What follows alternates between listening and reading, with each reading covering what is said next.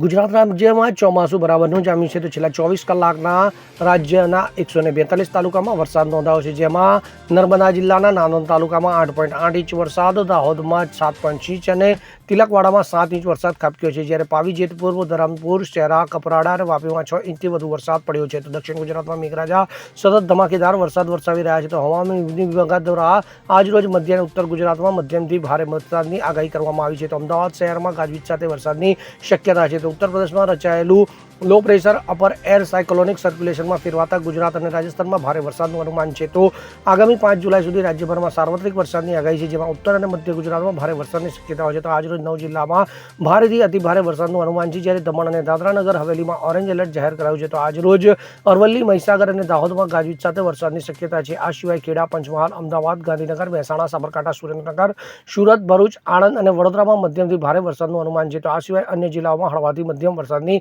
આગાહી કરવામાં આવી છે. Bureau report, CN24 news. હવે જુઓ દેશ દુનિયાની તમામ ખબરો તમારી આંગળીના ટેરવે.